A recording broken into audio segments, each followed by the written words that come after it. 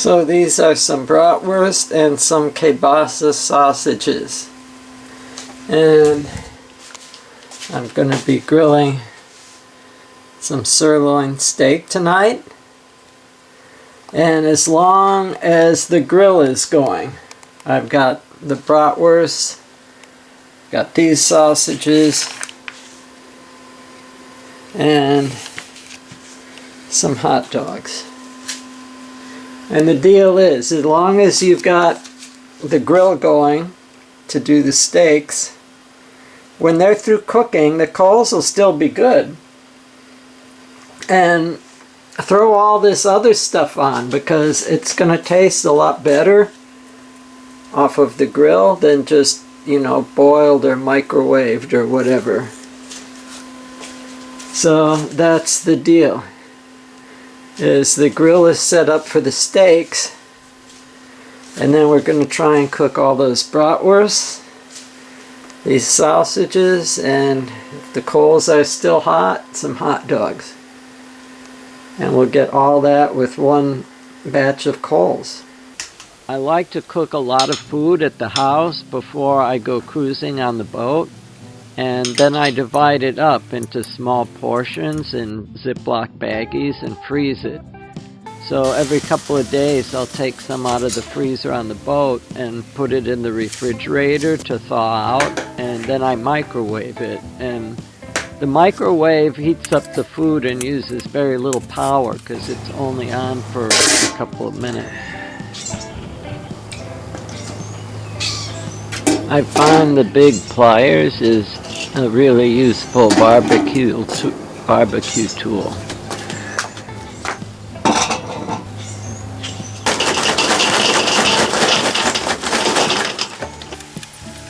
When I was little, I always wanted to help my dad set up the barbecue like this, and he said that the coals had to be arranged geometrically. Later in life, I learned that geometrically meant in a pile. And this is how the grill gets cleaned.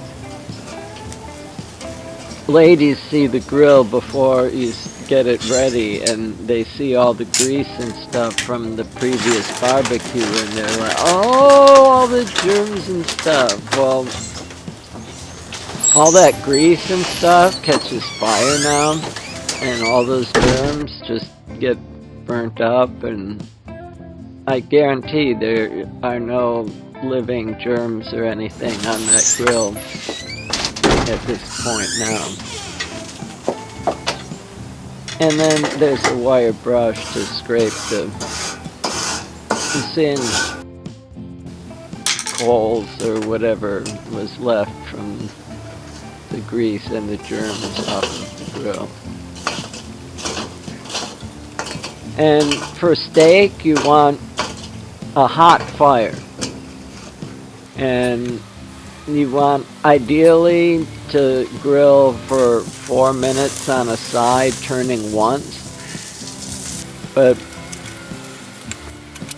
I don't know, with different grills like this little one, I almost always have like fat and stuff burning on the coals. Maybe because the fire is so hot at this point. So I wind up having to flip them before the 4 minutes. But they wind up grilling for 8 minutes.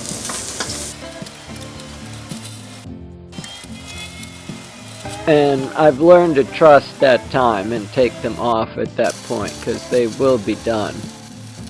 If I'm not sure and I leave them on longer, they're usually overcooked a bit.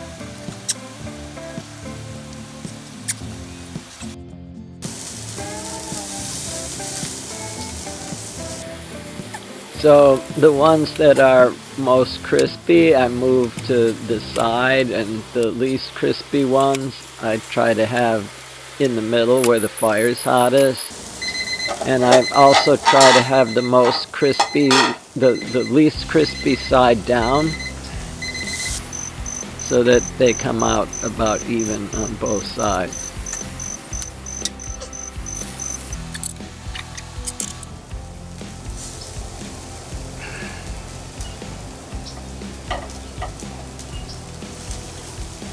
And as soon as the steaks come off, I put the bratwurst on.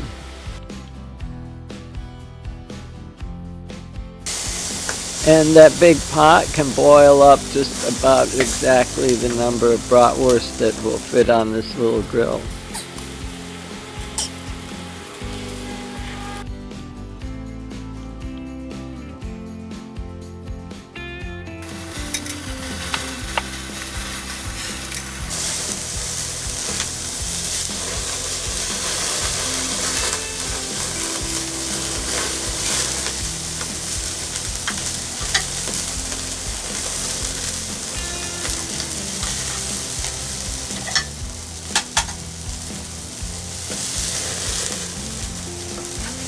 And one of the advantages of cooking greasy things is that it makes flames forbid. And then you get to move the food around, which is kind of entertaining in itself.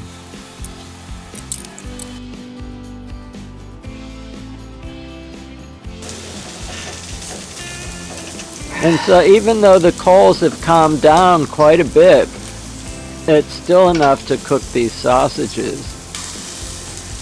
I think they were on a little bit longer than the bratwurst, but they got cooked pretty good. You know, I mean, they got cooked. It took a little bit. The hot dogs took a surprising amount of time. I came back a number of times, probably at